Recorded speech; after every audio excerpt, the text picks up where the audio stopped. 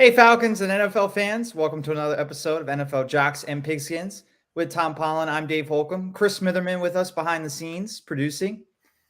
And Zozo with us in front of Zozo. the scenes. So producing today as well. So how's it going, Tom? Man, rough week as far as work. So haven't had a chance to really do as much reading as I like to do, but it's exciting. It's schedule week. We got the schedulies out. So. Yeah, absolutely. It's always I find it super exciting. I guess there's been a pushback among some people, as there always is on social media now. When a group of people like something, there's a pushback of why it's not. But I love the schedule release. Part of it get over yourselves. I mean, let's have some fun with it. Why not have fun with it?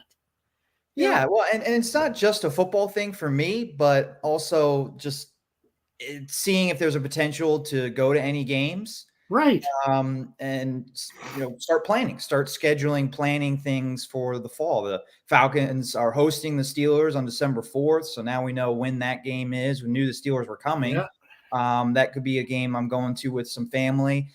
So that I've got that date highlighted. Steelers are in Carolina as well, not that far from here. That's another date I have highlighted. So there's just a lot of planning that you can do now that the schedule is out. That's right. And then also the football conversation, of course. Yeah, of course. Yep. So all kinds of angles there. We'll talk about the Falcons schedule today, what we like about it, what we don't like about it. And then, the national schedule too. What games should you be looking out for on Sunday night, Monday night? Yeah. Of course, Thursday night on Amazon Prime. We'll talk about that today. We've hinted upon, the switch to Amazon in previous episodes, but I think we'll talk about that. And I want to talk about Tom Brady's massive broadcasting contract as well a little bit today. Yeah, I heard something about that. I'm not as up to date on that one as you obviously are, but yeah, I saw a few things about it. I didn't get a chance to look into it. So well, I will update you for sure. And I want to hear from what our listeners think. It seems like everybody loves it. And that almost makes me dislike it more because we'll get to it later. We shouldn't start with such a negative. I have strong feelings about it. So we'll talk about that a little bit later. Okay. But the Falcons schedule, we knew the opponents already, as you said last week. We now know the order of the games. And I think what jumped out to me at first, or what I looked at in the schedule first, was how many times do they have back-to-back home games? Because they didn't have any back-to-back home games last year. I'm counting the Jets game not a home game because they had to go over to London and play. Right, exactly. So they had no back-to-back home games at Mercedes-Benz Stadium, and they have 2 this year, which is a good thing. But, I was hoping to have a 3-game stretch where they had a nice set of games at home, or maybe even more than 2 sets of back-to-back home games with the 9th home game now. Right. And they do also have one back-to-back set of road games. So I think 2 back-to-back sets of road games.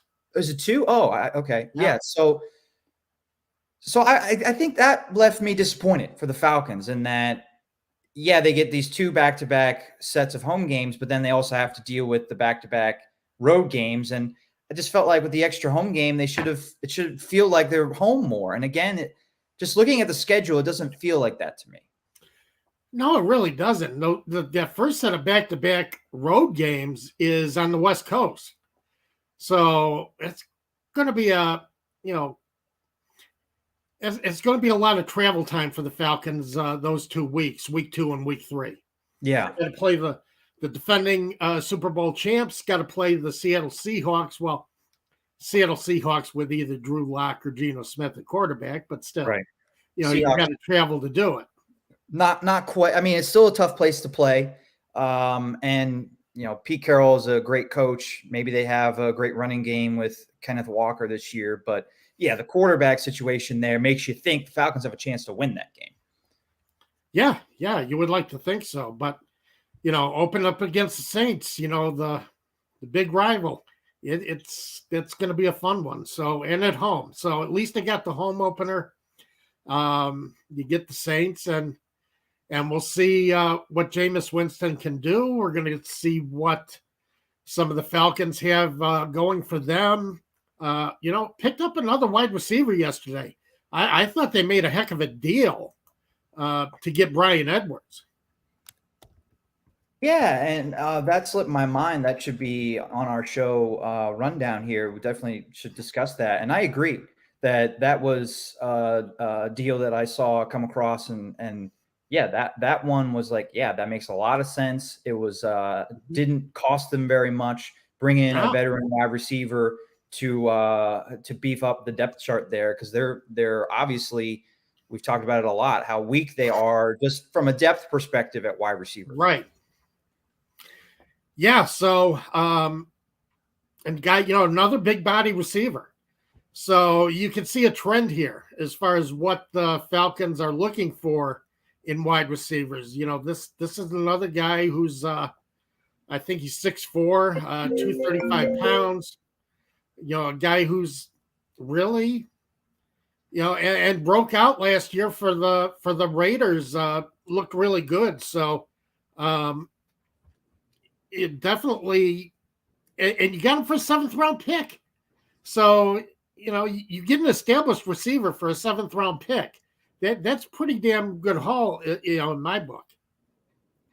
34 catches, 571 yards last year, and 3 touchdowns.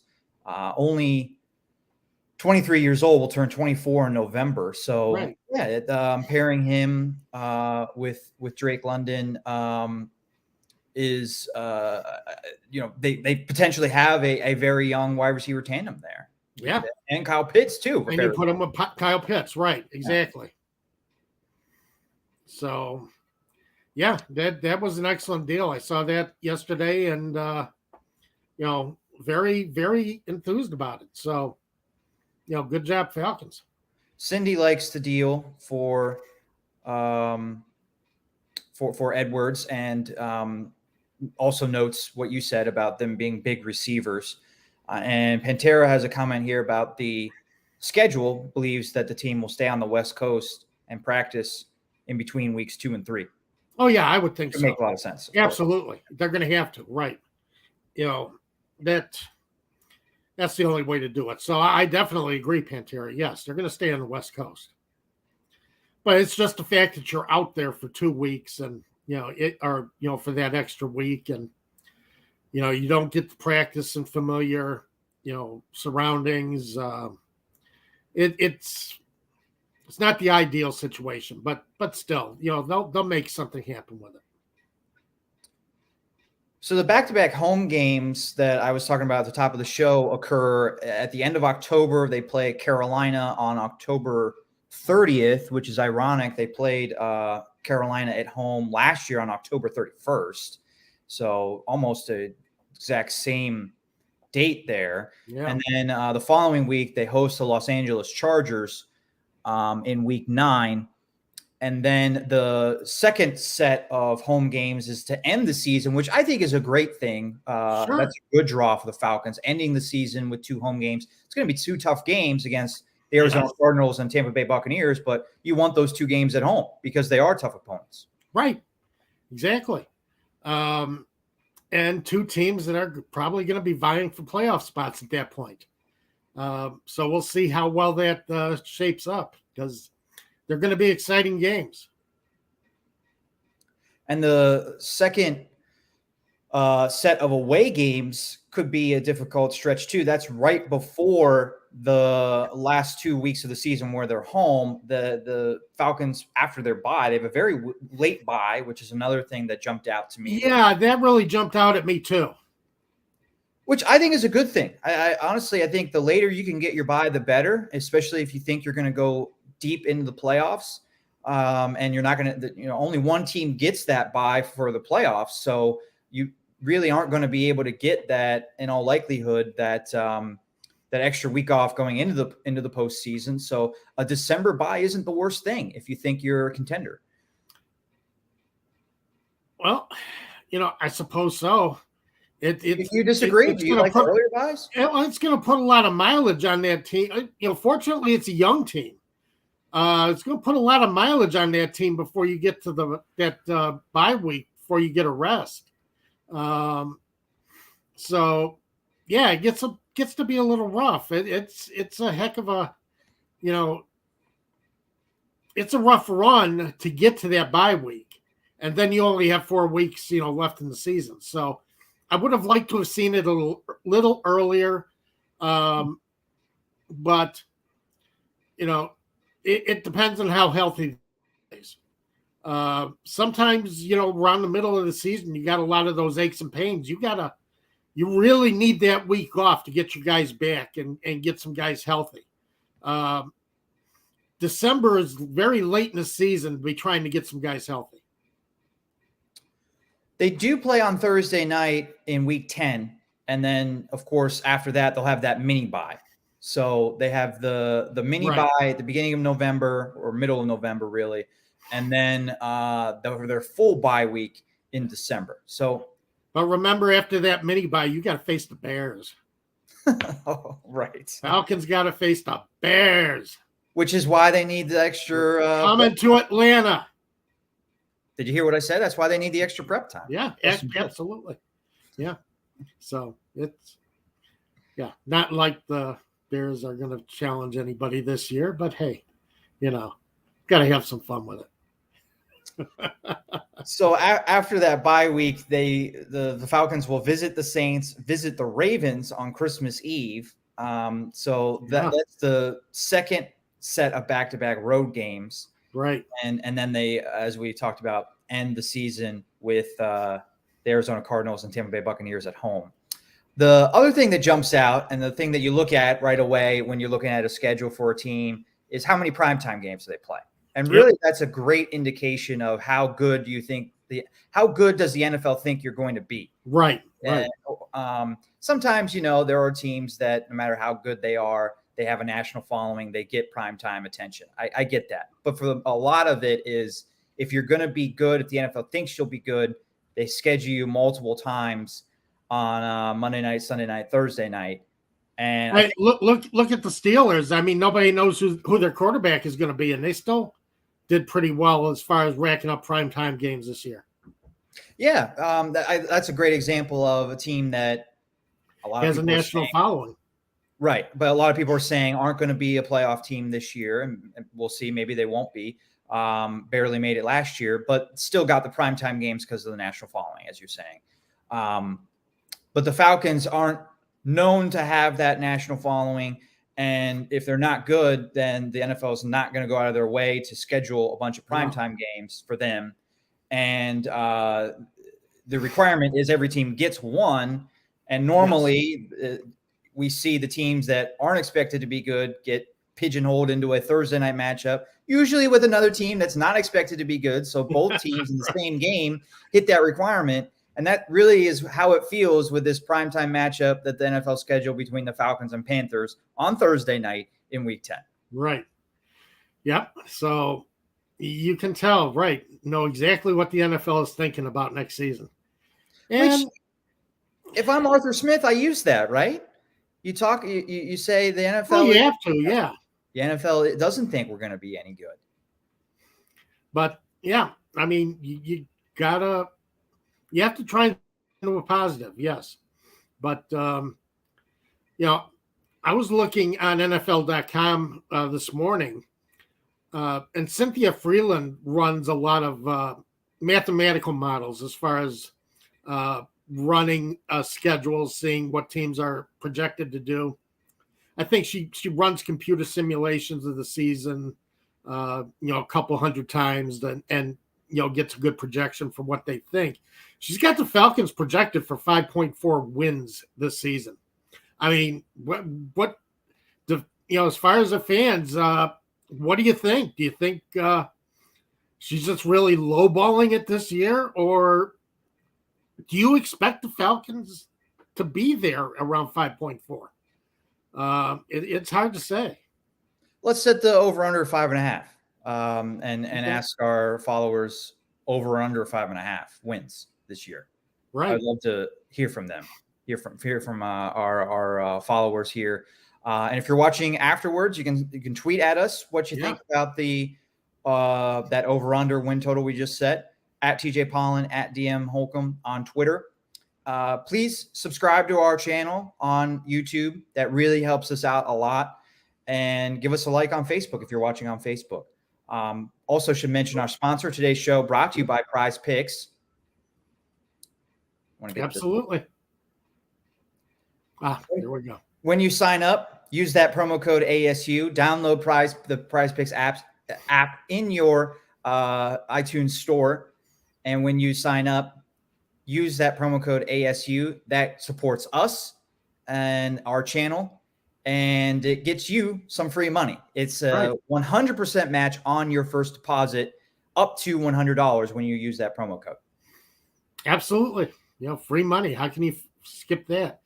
And just because it's not NFL season, you still got plenty of options on Prize Picks to make projections, see if you can beat their projections on picks for Major League Baseball, NHL, USFL. USFL's playing, so you can go onto the site if you've been following the USFL.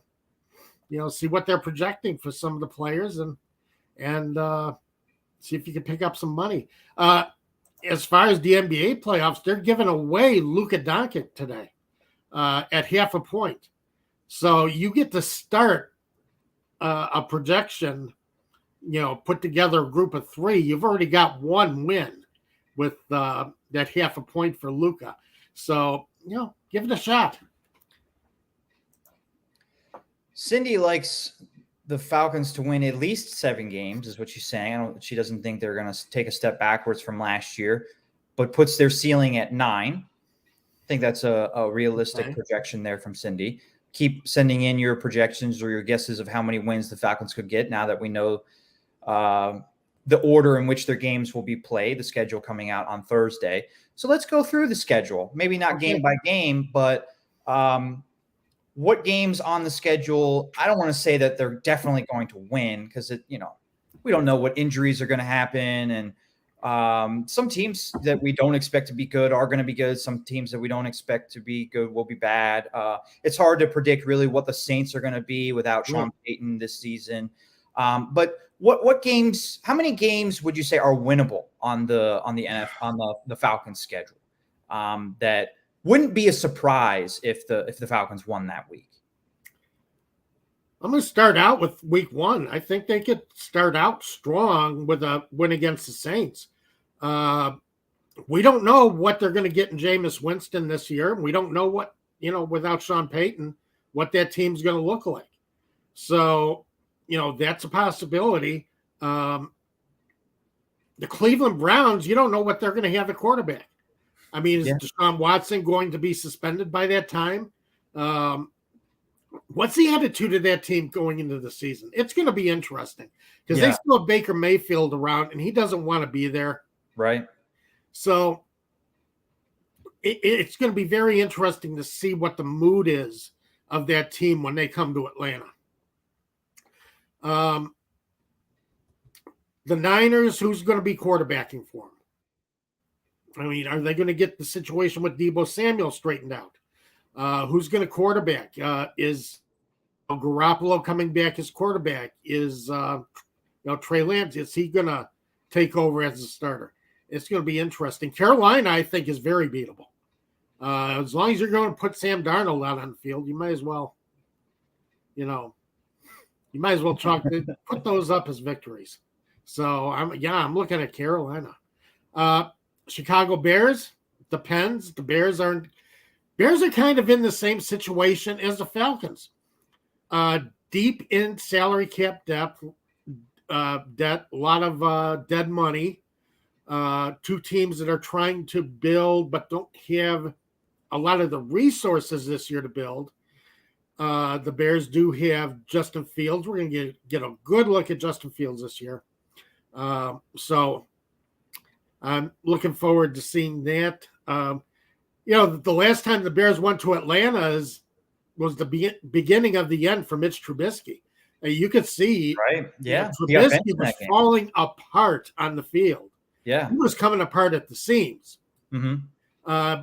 But the problem is you also started the saga of Nick Foles, the turned Nick Foles into a hero for a couple of weeks here in Chicago. So, I'm not all that happy about that. That didn't turn out well for the Bears. Well, yeah, but it led them to Justin Fields. So Let them Justin Fields. yeah, look at the big picture.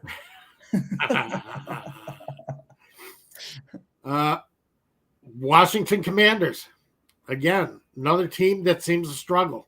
So, and real quick shout out, Mad Mike. Great to see you. Always good to have you with the show. So definitely hello, shout out to you too. And Cindy wants to see the Falcons beat the Buccaneers at least once in her lifetime, or beat Tom Brady at least once. So Right. Yeah. do we think that we can get a win against the Tampa Bay Buccaneers? They played tough against the Buccaneers last year. They did. For Both 3 times. quarters of each game. Yeah. And yeah. But really gave the Buccaneers all they could handle. And yeah, maybe they do. Maybe that's one of those games you pick them to lose and they find a way to win. You always got one of those during the season. So let's see. You got a Saints win, probably split the season with them. I'm saying the Seahawks win. Panthers, I think you sweep the season with them because I don't think the Panthers are not thrilled with them. And I think Matt Rule is on his way out. Very good possibility you can beat the Bears, depending on how they develop this year. Commanders could be a victory. The Steelers, who's going to be the quarterback? Is Mitch going to be the quarterback when they come back to Atlanta? Is it going to be Mitch Trubisky too down in Atlanta at Mercedes-Benz? It's going to be interesting to see. How do you run this season, Dave? I think by December, if Kenny Pickett isn't starting, then the alarm bells are going off that Kenny Pickett isn't a franchise quarterback. So hopefully Kenny Pickett is starting by December. I agree with the Falcons, what you're saying with their schedule. I think they could split with the Saints. I think they'll sweep Carolina. I see Seattle and Cleveland as winnable games. Chicago's a winnable game. Washington a winnable game. So I guess we're going over, and I would agree with that over the 5.5. A lot of it is going to depend, of course, on which is always the case for every team, Marcus Mariota and how he does in his second stint as an NFL starter. I do think that the expectation should be low for him, I guess is what I'll say. I know people want him to be people want him to be the Heisman Trophy candidate guy and the number 2 pick guy, and he's not that. He's a bridge quarterback that you're hoping can win 5 to 7 games, 8 games, maybe, is how I see it. But the schedule, they finished in 3rd place last year. So they are supposed to have an easier schedule. That's not always how it works out, but I think they have a schedule that they can win more games than expected, kind of like last year. Yeah. Chris, I would agree with you. I like a lot of the team makeup. I don't think it's as strong as a team as you're going to get in 2023 when they finally have the resources to actually make some moves.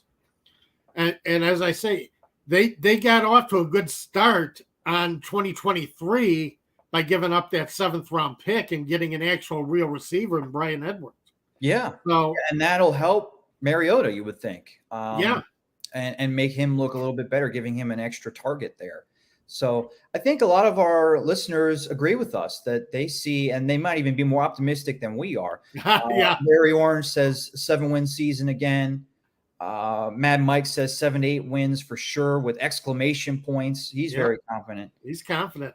Pantera, not so confident. No, Pantera. Pantera's playing devil's advocate here. BD doesn't think this is going to work at all. So be interesting to see that. But I believe Pantera is our only commenter here. I think I got everybody that put in a win total that has them under that 5.5 win mark that we set, or that NFL Network basically set. Yep. Yeah, everybody else thinks that this is going to be it's not a playoff team, but it's going to be an improved team. As I say, you got some tools this year that you didn't have last year. I think they're going into the season with possibly a better receiver picture than they did last year. But you're seeing, Russell Gage is gone, but with Edwards and Drake London, your first round pick, we'll see what London can do. We'll see how he comes through. Does he live up to that first round pressure? That's the main thing we're going to be looking at. I did miss one. Wallace Smith. He says, I think we will win more than 7 games this season, the way the team is shaping up. Okay. He actually just sent in a more exact prediction. He says 9-8. Okay. And he also says that he thinks they'll split with the Tampa Bay Buccaneers. Thinks they'll split with Buccaneers. Well, Cindy is very happy to hear that, because she is really hoping to get a win over Tampa this year. I think it's possible. I mean, we're going to get a better feel for these teams as training camp goes on. But it's the off season. This is the time to have fun. This is the time to speculate, and you get to project a lot of things for your team that maybe don't come through. But hey, it's fun to do. This is the time to have a little fun with your football team. Interweb Guy 99, who I think is a new commenter, Yeah, says trenches will determine how the Falcons do this season. O-line has to step up, D-line as well. We absolutely agree, Interweb Guy. And I've been saying that for a long time. Yes. Yeah, we have. That's very true. And we broke down the draft last week, the week before. If you missed that, Interweb Guy, you can catch that on replay on YouTube. And we like the direction of those areas of the team. So that's where I think we'll see a lot of the improvement. They're not going to be as strong at quarterback. Maybe they're not as strong at wide receiver. Maybe that's wrong with Edwards now. But there's a chance that, the passing game isn't as strong as last season, but they'll be able to protect the quarterback a little bit better. Will they be able to put pressure on the other team's quarterback to help out creating turnovers and creating field position for their own offense? That could be where the improvement is with this team. Yeah, exactly. The main thing is they need some of their picks from last season step up now. Jalen Mayfield has got to be there for him this year. Definitely, if Mayfield can't step up and be the lineman that they brought him in to be, that's going to be rough. If he picks up his game this season, it'll be an improved offensive line. It's going to look a lot better. So, I'm looking for that. And, the 2 linebackers that they picked up in the draft this year, as I say, I do like Drake London. I like what the potential he brings to the team. I still think they should have gone for one of the top edge rushers with their first pick and picked up the wide receiver with their second pick. I think they did it in the wrong order, but we're going to see. Is Arnold Ebiketie, is he going to be the edge rusher that the Falcons have been looking for? Somebody to take some of that pressure off of Grady Jarrett and somebody who can get around the end and make the quarterback think. But quarterbacks are too comfortable in the backfield when they're playing the Falcons, and you can't have that. It's so you're hoping that we at least can get something out of him. They picked up D'Angelo Malone, another guy that they expect to, compete as an edge rusher. So they do have some guys out there that they're projecting to start and be a positive part of this team. We'll see how it works out. If they do, then you got a pretty good team. Then you got a team that can win 7-8 games. But it's a lot of projection right now. Of course, yeah. Mad Mike says he disagrees with you a little bit about Jalen Mayfield. He thinks the bigger piece is the center, Matt Hennessy, that could be potentially replaced by Drew Dahlman. I would say you're both right. I don't think either one played particularly well last year. Jalen Mayfield was particularly bad, really bad. He was very bad. Yeah. He was, according to McGarry, bad. According to some analytics, he was the worst offensive lineman in the league in the first half of the season, and probably was still rated one of the worst, or if not the worst, at Pro Football Focus at the end of the year. But he improved, not as much as you would like to see. The improvement was slow, but in the second half of last season, there was some improvement. So, yeah, I've got him, as you said, a guy that I'm watching to see if he can make that big jump in year 2. That's usually the year that you see guys make big jumps. Right. Hennessy, he's further along. He's entering his 3rd season. So you're kind of now wondering about him. Can he be a regular full-time starter and be more than replacement level play? But I agree with Mike. I think Drew Dahlman has a very good shot at being the starting center this year. Played well at the position, I think, last year. So I would like to see that. But, yeah, you got a 3rd-round lineman. And, you say 3rd round, you're not looking at starters for the 3rd round. Well, offensive and defensive linemen, you're looking at starter caliber. That's where you're picking up your guys who are going to, be the road graders, or are going to clear, protect the quarterback, protect Mariota, make the running game move. So they need Mayfield to live up to that billing this year, or it's going to be another rough season for the Falcons on offense. You're not going to be able to establish much on the ground.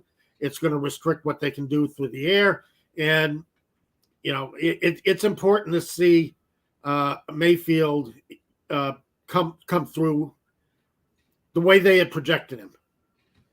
And when you really think about it, pass protection might not be as important this year with Mariota, a more mobile quarterback than Matt Ryan, True. Definitely more mobile. Yes. He'll be able to escape some situations, but they need to be better at run blocking because Mariota's not the passer that Matt Ryan is. So they need to establish a ground game. I think that really at its core, I think that's what Arthur Smith's system is all about too, is establishing that running game and using play action and everything off of that very good run attack. And they have the running backs to do it. Even without Mike Davis, they have the running backs to do that. Will they get the blocking?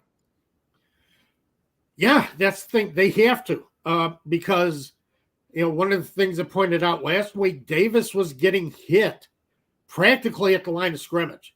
He barely, yards before contact, he barely had 1 yard before contact. And, then having to fight his way through. And you cannot have a successful running game if you got guys who are getting, if defenses are making contact with the running back, even a yard beyond the line of scrimmage. You're not getting any push. You're not giving him any help.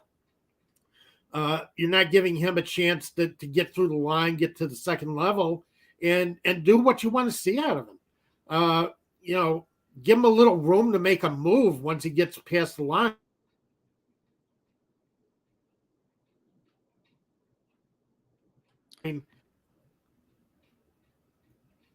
Uh-oh. I think we might have... Tom, you there? Yes, I'm here. Okay, you froze there for a second.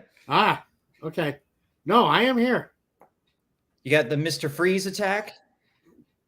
Mr. Freeze, I know that's the Batman villain, right? Well, there's a... Yeah. You seen the Atlanta Braves between inning race with Mr. Freeze? Have you seen that online at all? No, I haven't seen that. Yeah, so they've got a guy dressed up in like a blue tracksuit that comes out, and he's called Mr. Freeze, and he races a fan, and this guy's super fast. So they give the fan like, I don't know, a 5-second head start. They have to go from foul pole to foul pole over the warning track. Okay. And they do this in like the middle of the 5th or 6th. Right. Not every Braves game, but most of them, I think. And then it's the race is about whether or not the Freeze can catch up and pass the fan that's racing against him. And normally the Freeze wins. I was at the game last night, and the fan won. But that was Wow. That was one of the first times. I want to say I've probably been to 12, 15 games at Truist Park over the last 5 years. And I think that's only the second time I've seen the fan win. So, yeah. But you're back. So you beat the Freeze. I'm back. So, yeah. So you were talking about I think you were still talking about the offensive line. I think I made my point. As I say, you got to give your back a little bit more room. Yeah. You got to get a little more push. And, that's where your offensive line should really thrive is, let them get a little steamed up, get a head of steam behind them. That's going to come into play later in the game too. Let them get a little sweated up and you'll see them start to take control, as you go into the second half. But if you can't get any movement, no, that's not going to happen for you. And it makes your offense run a lot rougher because you end up in second and long, third and long. You're not putting yourself in any kind of positive position on offense. So, you've got to get that push. And hopefully this year we see some more push out of that offensive line. Interweb guy agrees with us that he would really like to see Mayfield take some big strides this season. Also likes the linebackers they grabbed, as you said, in the NFL draft this year. Hucklebuck 71, thanks for joining us. He brought up the stat that I alluded to, didn't have the exact facts. He said 3 of the 5 Atlanta offensive linemen were ranked in the bottom 10 in the top 160 offensive linemen, according to Pro Football Focus. That sounds about right. Yeah, that Pro Football Focus, we can have a debate over how valuable their analytics are, but the truth is we don't have stats to measure offensive linemen. So I think for offensive line, Pro Football Focus something that we definitely have to lean on, and they did not like many or a lot of what the Falcons were doing up front on the line last year. Yeah, for good reason. Again, as we said, they get no push and you're making contact with the running back barely after he gets past the line of scrimmage.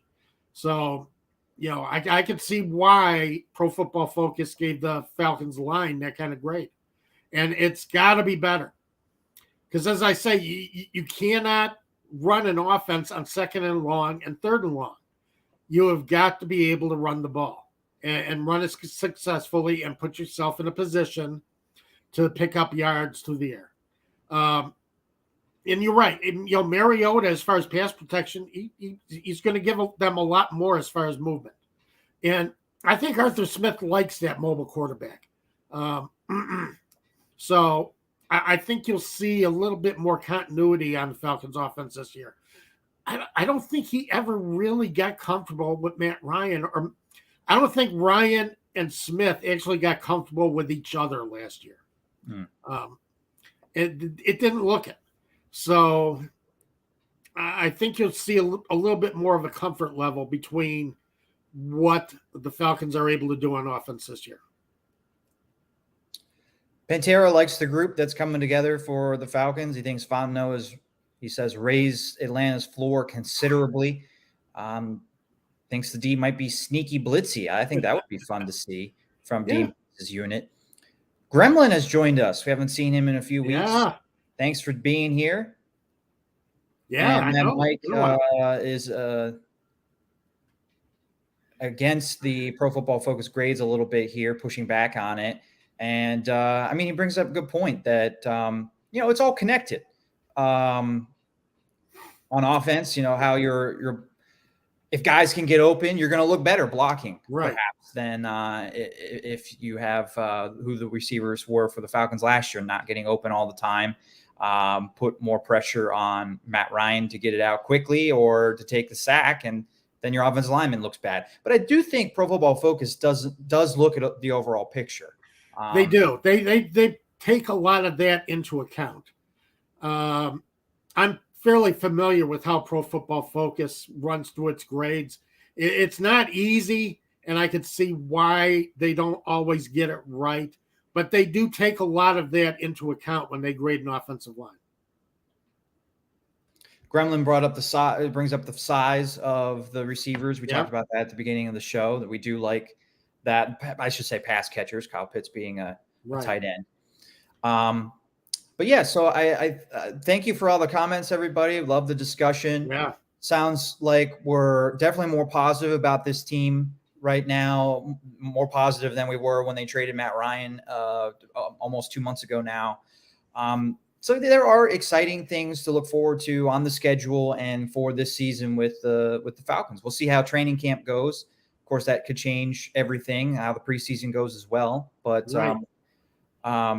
Now, I'm not saying that they're better because Matt Ryan is gone. I still, oh no, we're not saying quarterback that you. All I'm saying is, when Matt Ryan got traded, it just felt like they're going to be one of the worst teams in the league, and like 2, 3, 4 wins was the ceiling or the goal. And the way the draft went, and now looking at the way the schedule is set out, like this team could win 7 games again. That doesn't mean they're a playoff contender, or they won 7 games last year with a horrible point differential. That kind of also led me to think 7 games winning again was not likely, but they have another semi-weak schedule, I would say. So they might get blown out in a couple games when they play elite opponents, Super Bowl contenders, but then they have a lot of games against middling or other bottom feeders, if you will, and they can win those games. Yeah, you always like to think that those games are winnable, but remember, when they look at you on the schedule, they think you're winnable too. I'm not saying the Falcons are going to win all those games. I'm saying they're winnable. They are winnable. They are winnable games. As of May 14th, everything can change before the season starts. But as of right now, there are 7, 8, 9 games on the Falcons schedule that are winnable. Well, based on last season's records, the Falcons have the 9th toughest schedule in the league right now. 9th toughest? Yes. Huh. Yeah. I saw that on NFL.com. They were rating strength of schedule, toughest games, featured games, and ran the Falcons as 9th as far as strength of schedule. I do think we look into that stat a little bit too much, to be honest. Oh, so do I. But I think number of quality opponents is more important than the overall win percentage of the team that you faced last year. For one, the win percentage of the teams is going to be different this year than last year, and bad teams and good teams can really skew that strength of schedule. Because some teams aren't going to come out as well next year as they do this year. I mean, or this year as they did last year. Some teams are going to take a step up in the way they play, in quality of their game. So you just never know. Basically, what you want to see is during the season, how well does your team do against quality opponents? How well are you playing against teams that are above 500? That's where the Falcons fell last year. They had 1 win over a team that finished over 500. Right. Playoff teams do a lot better. Playoff teams are at least even up with other teams that finished above 500. But that's the way you win in every sport. Baseball, football, basketball, hockey. You try and play even with the teams that are of your quality and beat the crap out of the bottom feeders. That's how a lot of teams build successful schedules, build successful teams, or successful records. Let's put it that way. So, oh geez, looks like I lost it. Oh, no, Okay. I was about to say my connection's really, not good today. But okay. I thought you had lost me again. Oh no, I'm listening. I'm hoping to transition here to the national schedule, and I'm just got that on my screen now. I wanted to ask you what popped out at you in the primetime schedules. You know, the Sunday night, Monday night, Thursday night. You can go in any direction you want. Which games jumped out to you on those slates? Well, you know, it's I don't know if I agree with some of what some of these other places are saying. I think you got a lot of Raiders against Steelers. That's a rivalry game. But that's an old time game. That's how quality is that going to be as we go into the season? You don't know. Kansas City Chiefs against Tampa Bay Buccaneers. That's going to be a tough one. That's going to be a fun one to watch. That's a Sunday night game in Week 4. We're going to get a good chance to see how well the Chiefs hold up against the Buccaneers. Again, a season removed from being Super Bowl champions. So we'll get a good grade on the Chiefs. We'll get a good feel for what the Chiefs are going to do. Week Super Bowl 6 rematch too. What's that? Super Bowl rematch too. Yes, exactly. So are the Chiefs going to go in there with a little bit of a chip on the shoulder? Los Angeles Rams against the Los Angeles Chargers. That should be a fun one. Now, I don't know how, we'll see how quality that game is as the teams get into the season, but it's always fun to play a crosstown rival.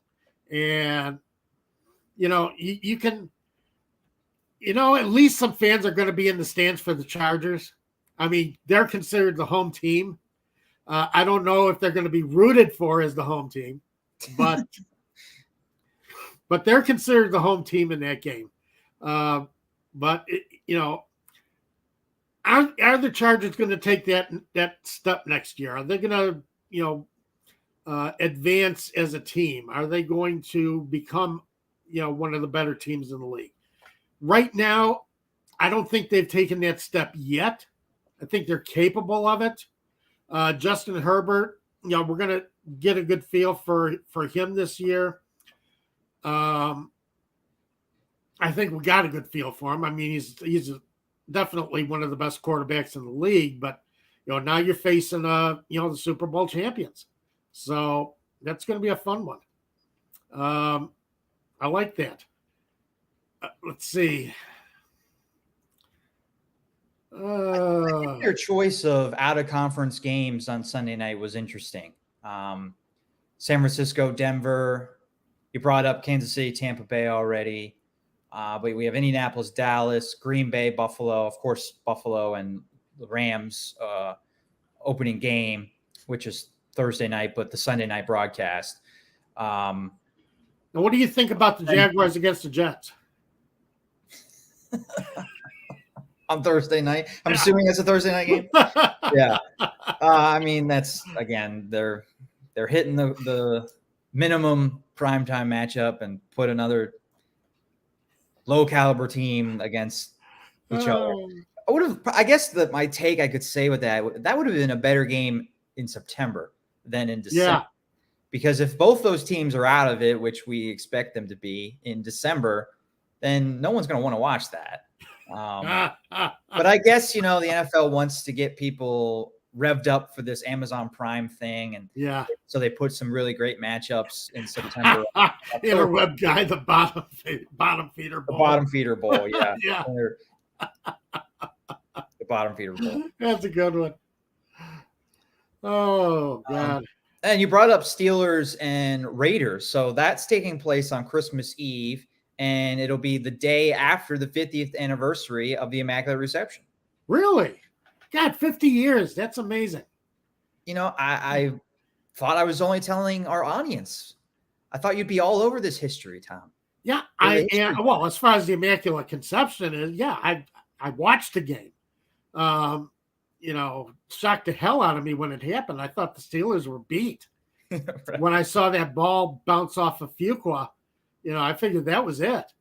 And then, Harris, all of a sudden, Harris is running the ball into the end zone. It was just amazing. It's just inconceivable to me that it's 50 years now. So 50 years ago. But it didn't bounce off Fuqua. You can't say that, Tom. Yes, that's true. Bounced off of Tatum. Right. So anyway, I'm gonna pretend you didn't say that. Let's briefly chat about Amazon Prime, and then let's get to Tom Brady here in the last 10 minutes. What are you? I don't want to ask you another just open-ended question. Gremlin, yeah, I know. Yeah. Feeling is mutual.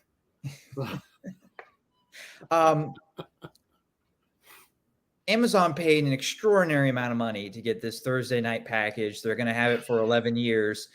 And, this is I think the way the world is going with TV is that everything is so niche and everything is streaming, and you're going to have to just pay for what you want to watch, which I think is a better system than giving the cable company like $150, $200 a month, and you have everything you want that you could possibly want to watch, but you only watch like 4 channels. Which is pretty much where I was at before we gave up our satellite package, because you a couple hundred channels, but you're not watching anything.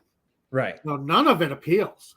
So, and the other thing about streaming is the NFL games aren't going to be on demand. You probably don't need them to be on demand. You want to watch them live, but with other streaming packages, everything's on demand. You can watch it when you want, as opposed to sitting down and watching the show or movie whenever it starts on the channel.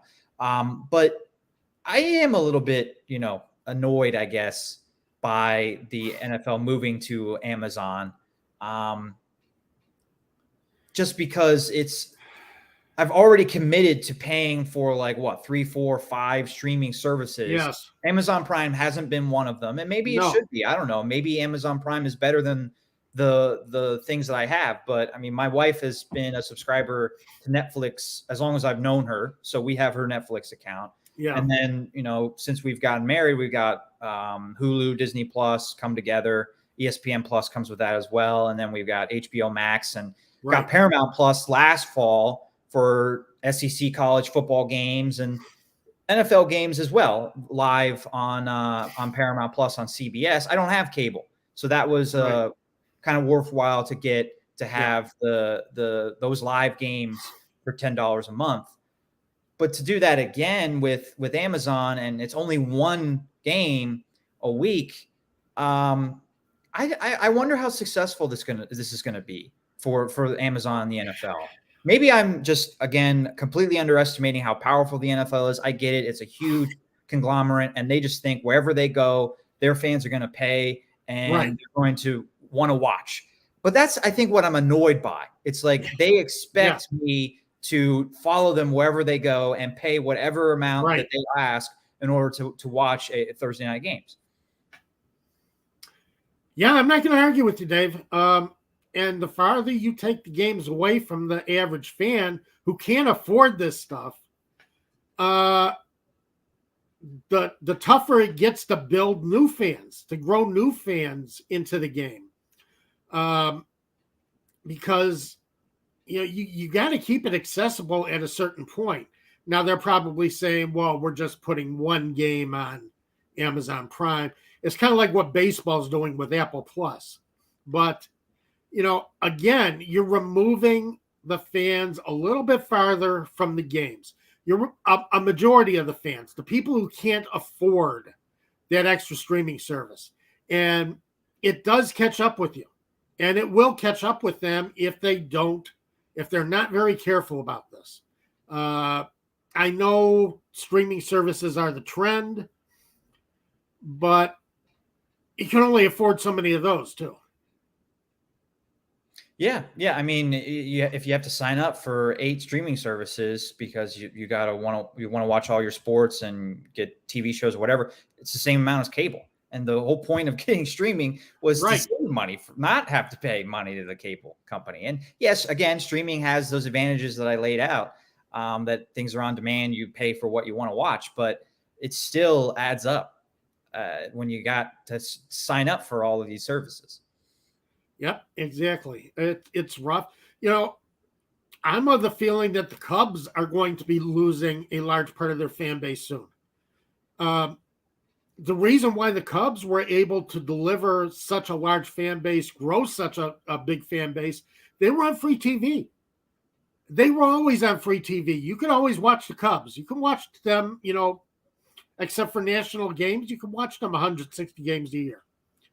Now you have to pay for the marquee network. Yeah. There is no game on free TV. So if you don't pay for the marquee network, you don't see the Cubs play baseball. And some people don't want to see the Cubs play baseball this year either. But, you're taking the game away from the fans, from growing that fan base. That's how the Cubs always grew the fan base. And I don't want to see the NFL go in that direction where you start taking the game away from the fans, or thinking that the fans are going to follow you and they're not ready to follow you because, they get to a point where you can only pay for so much. You got to make a choice. A lot of comments on this subject. Gremlin says, I have it, but still don't like the move. Interweb doesn't like it either. Fans aren't happy about it. NFL is on a slippery slope. Pantera seems to be the devil's advocate. He's always the devil's advocate, isn't he? Is it really that high, Pantera? 50% of Americans have Amazon Prime. That is a lot. Yeah, that's a lot. Larry Orange says that he has it too. So I guess we're almost at 50% here in this small sample of poll. We don't have it. Tom and I. Right. Larry Orange Gremlin has it. I'm guessing Pantera has it. That would be 3 out of 5. The NFL is the 800-pound gorilla. Boy, that nails it. That's exactly what it is. And Interweb adds to that. 800-pound gorilla is greedy. And our producer, Chris weighing in. He says he has Amazon. He has it. So I guess maybe it is above 50% or at 50%. I can't afford it. Because I got my streaming services that I want. I got Hulu. Hulu's making new Futurama, so Hulu has me for life. They're making new Futurama shows. There's going to be new seasons. So, Hulu has me for life. I'm not going anywhere from Hulu. HBO Max has all the old Warner Brothers cartoons. So I'm not leaving HBO Max. Oh, and TCM, I would have thought you would be on that. TCM. With TCM too. But Warner Brothers, have you ever spent time watching the old Bugs Bunny cartoons? I mean, not recently, but as a kid. Okay. Whatever was on TV. But and for the shipping, the streamlining comes with it. Yes. I didn't even really learn that until this week. So I guess I'm just behind the times with Amazon Prime. I do order some from, like, if I'm going to buy something, I look on Amazon to see if it's on there first. I guess I just don't shop very much though, because I don't think Amazon Prime for shipping is worth it for me. And normally if I buy something from Amazon, I try to spend $25 and it's free shipping anyway. See, if I bought more online, it would probably make sense for me. I just don't buy a lot online right now. Money is tight right now for me. It's been a battle the last few months. So, as far as Amazon Prime goes, it doesn't make sense for me for what little I would buy on it, to get it. So, but you run into that. A lot of fans are going to run into that situation where, So I'm laughing at Mad Mike. Oh, I would yes. absolutely admit I am a cheap bastard. I absolutely am. Love No, Mike. no other way about that for sure. And He always gets to the heart of the matter. Pantera gives us a more exact figure: 66 million households there. Gremlin hunting wabbits. Yeah. I'm with you, Gremlin. So yeah. I guess maybe it's more of a issue for us. I was going to put Us you old in. guys. Well, an old guy and a cheap bastard. So it's an issue for us getting the Thursday night games on Amazon. Everyone else seems to already have Amazon Prime. Yeah, seems so. Right. Let's briefly touch upon Tom Brady, which it's somewhat connected to this. The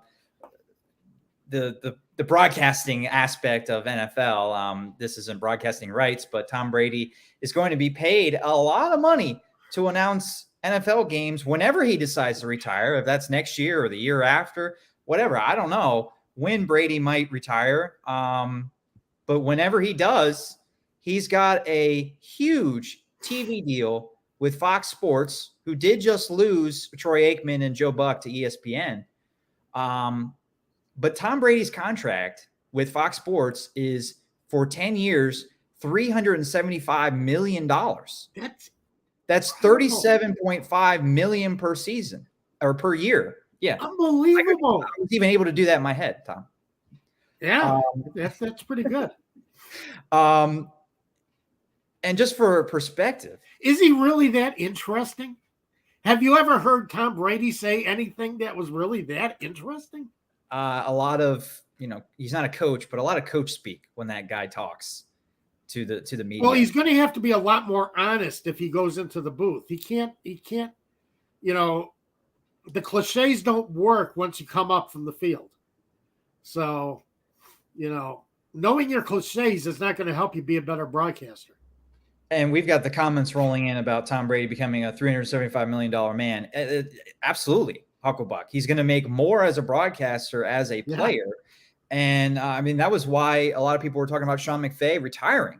He would make more as a broadcaster than an NFL head coach.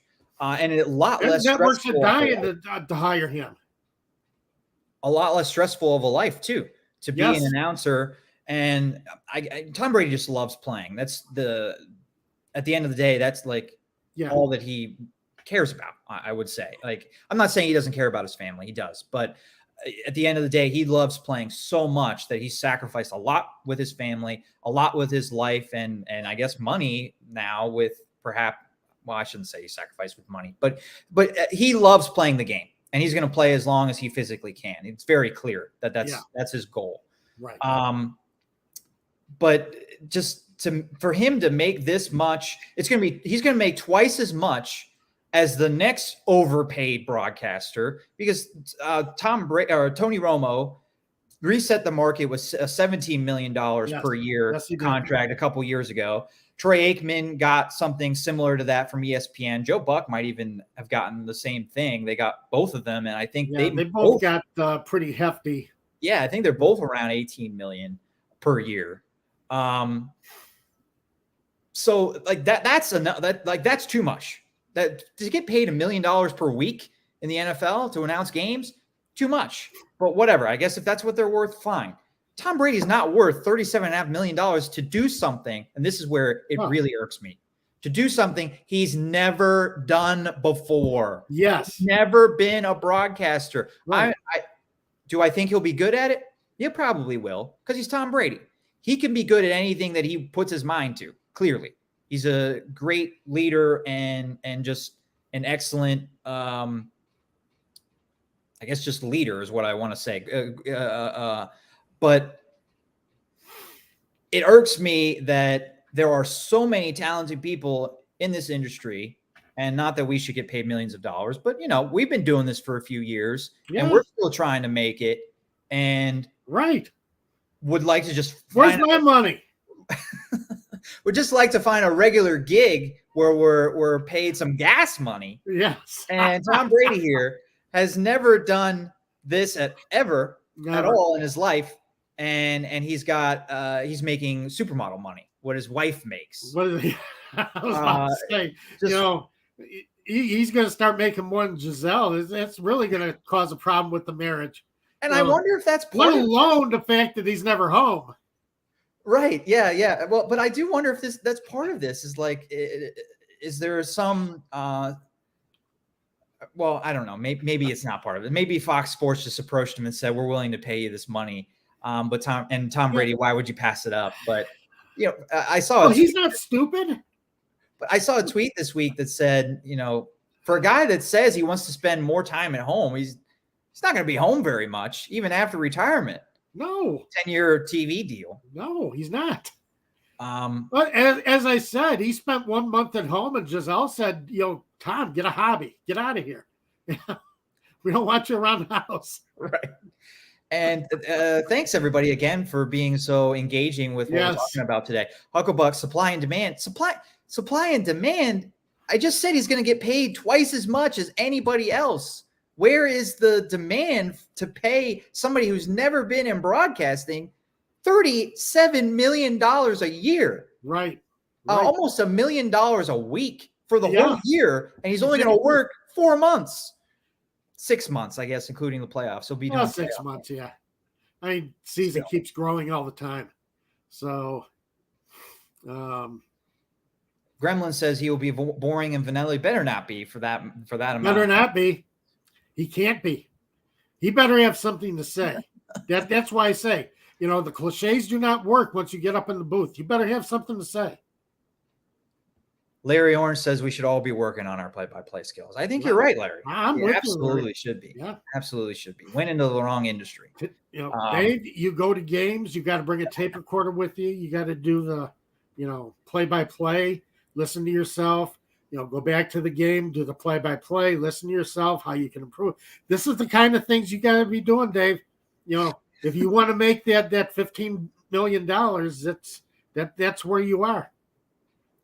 But it's the ex-players getting the money, not really like right. It's not the broadcasters getting the money. It's not the guys who are trained to be broadcasters who are getting the money. Right. And if I can make one more point in this rant on Tom Brady getting this ridiculous amount of money, that in a year or two, Fox Sports is going to have cuts in their sports department for their web guys, their reporters on the ground that support their website or whatever, and they're paying Tom Brady $37.5 million per season. It's like, how many reporters can you pay, or how many freelancers could you make full-time and give healthcare to for $37.5 million per year? A lot is the answer. I will give you the answer. A lot of people that you can pay with that amount of money, but it's going to go to somebody who's never broadcasted a game in his life. Yeah. No. And, as I say, we'll see how well he does at it. But, the fact that, what I come back to, have you ever heard Tom Brady say anything interesting? I don't. He just got done doing some Subway commercials. He showed a little bit of humor there. But, I don't think he's ever been actually someone that I've, looked to for quotes or anything else. He should have some great insight. He better give you some incredible insight for that kind of money. Interweb guy, I think, makes a great point too. And I wanted to make this point as we wrap up the show. We just talked about how, and I think our audience proved the point that, they already had Amazon's Prime, so maybe they didn't prove the point, but they were saying that the NFL is an 800-pound gorilla. People will follow them everywhere, anywhere. It doesn't matter where the games are, on what network, people are going to watch. So doesn't that also mean that it doesn't matter who's announcing the games, people are going to watch? So why are networks going crazy with the amount of money they're paying their broadcasters? I was okay with Romo and Aikman getting the $17-18 million. I probably shouldn't have been okay with it, but I was okay with that. But someone not in the industry, Fox Sports thinking that guy is integral to getting continuing to grow the fan base for the NFL on their channel is just asinine to me, that they would think that people are tuning in to watch Tom Brady. So many people tuning in to watch Tom Brady that he's worth that amount of money. Yeah, I know. We'll see. It's ridiculous to me. It's over the top, and I just anybody being worth that amount of money to sit at a microphone and give your analysis. As I say, that better be damn good analysis. You better really tell us stuff that we weren't aware of as far as what goes on the sideline and what is going through guys' minds, because I want to hear stuff. I want to hear dirt. I want to hear everything. I want to hear about Bill Belichick's pregame rituals. So do I. Halftime speeches that he's made. $37 million a year. Yeah, you better give me a lot of insight. Yeah. Well, thank you for tuning in to today's show, everybody. We love the interaction. Follow us on Twitter at TJ Pollen, at DM Holcomb. Please subscribe to our YouTube channel. That's a great way to support us. I love the interaction today. We had some great interaction today. We did. Yeah. And we get that really every week. We're here every week at noon Eastern time on Saturdays. Don't forget also about our sponsor, Prize Picks. It's a great way to engage with the sports games that you watch. If you want to do something other than just watching for fun, download the Prize Picks app in your iTunes store. And when you sign up, use our promo code ASU. That gets you a 100% match on your first deposit up to $100. So ASU, Atlanta Sports Unlimited. Absolutely. So well worth it. It's just a fun way to again, kind of, get yourself interested in some of these games and have a little fun with some of these games. So, it's a great deal that they're giving. So I'd like to see a lot of people take advantage of it. And, tell us who you picked. Tell us who you got and who you won. Did you pick cricket guys this week? Because the Gujarat Titans are playing the Chennai Super Kings. And there are a lot of prop bets on how many runs guys are going to score in that game or in that test. They call it a test. They don't call it a game. So, right. You never know. But you got a lot of variety there. So we'll be back next Saturday, everybody, 12 Eastern time. Yep. Have a great week.